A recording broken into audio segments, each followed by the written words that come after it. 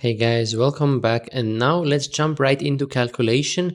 But first of all, a little reminder. Jacob Aagaard, one of the best coaches when it comes to calculation and obviously also overall coaches in the world, said that the most important aspects of calculation are concentration and determination. Okay, that's so important. We are again talking about this full 110% focus. There's no too much, relying just on, oh, that move looks logical, let's just play it. No, calculation is really just seeing ahead. And when you get frustrated because it seems like a difficult position, you need to have that determination to break through that difficult moment and continue to see ahead and to calculate well. It's also very important to understand that nobody masters calculation. It's really endless, and there are positions that are even too hard for the best players in the world to solve. So we just want to get better at it, but there is no mastery that includes being able to solve any position on a chessboard by calculation. That's for the engines. So the goal is really being comfortable in complicated positions. That's, at least for me, that was always the idea of when I study a lot at home, when I solve a lot of difficult positions at home, then during the game I feel more comfortable, right? It doesn't even have to be only in complicated positions, but just I feel comfortable that I train something at home and that I can reasonably see ahead some moves and that I can think, oh, maybe I need some strategical thing, maybe I need some tactical motive here. So I'm flexible because I know that I trained difficult positions at home, and so during the game it doesn't really bother me when some new position comes up. That is the most important thing. And then the last thing is that we want to keep the training at least as hard as the game or a little bit harder. Again, that's the same thing. If we are used to really being super focused at home when we train and we have difficult positions and we solve them wrong from time to time, obviously that's happening, that's normal, but we just get used to calculating in difficult positions and also maybe taking a choice after some time of thinking without being 100% sure that's the right move, right? When we train tactics, usually we know, okay, I saw the tactics, now that's the solution. In calculation, there's really not always this feeling of being 100% right, even if you might have solved the position. So it really is about seeing ahead and taking the best choice possible. Again, there might be tricky positions where something looks good, but then you have to find the counter strike for your opponent, and the solution would be just not playing what looks good. Because during the game, that will be the same. There will be moves that jump to your eye and you think, boom, yeah, let's do it. But then when you calculate, actually, you see, that was a nice trick from my opponent. So we need to get used to that also in training.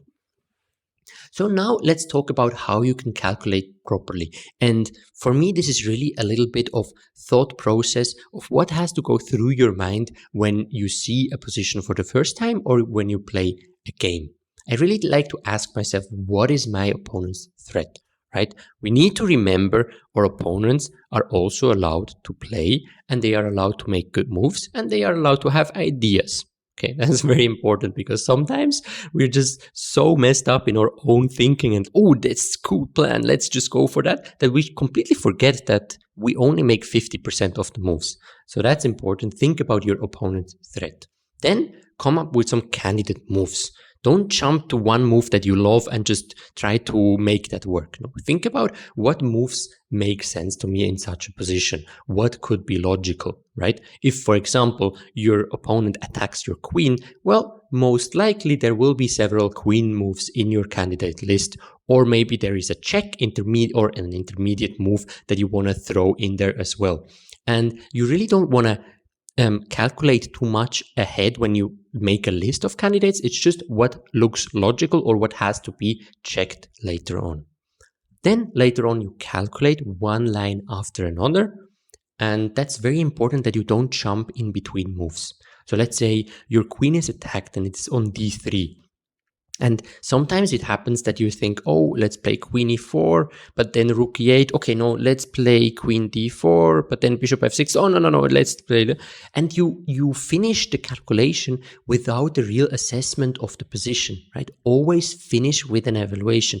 Your line, your candidate moves is only finished with calculation when you have an evaluation at the end. So don't just see the first good move for the opponent and just completely destroy this thought of your mind, or just finish calculation without really having an assessment, because there might be another move for you that is good, right? So always when you calculate, you want to say, okay, queen e4, rook e8. Oh, I cannot play queen h4 because of this move, so I think white is much worse in that position. Now I go to the next move. Now you have an assessment, because then after you finish with all the moves, you just remember, okay, which move did I assess the highest? And then you can play this move, right? And once, before you choose this move, you can again shortly double check, do I miss something trivial, right? Am I just blundering my queen? Didn't I see some easy move?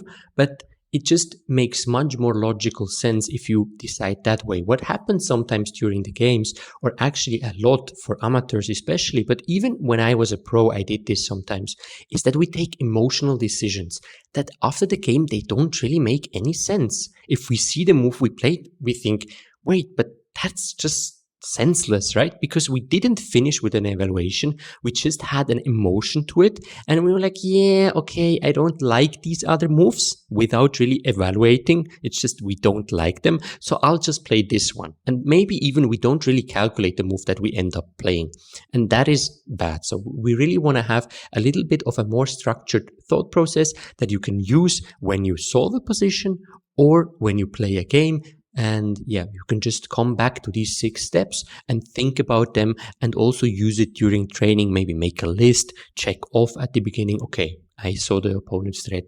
I saw the candidate moves. I did now calculate one after another, and so on. So you can really get into that habit of doing the right thing or having the right thought process, because then once you have that, you can really just get more difficult positions and solve them, try to solve them, fail, get better, get stronger.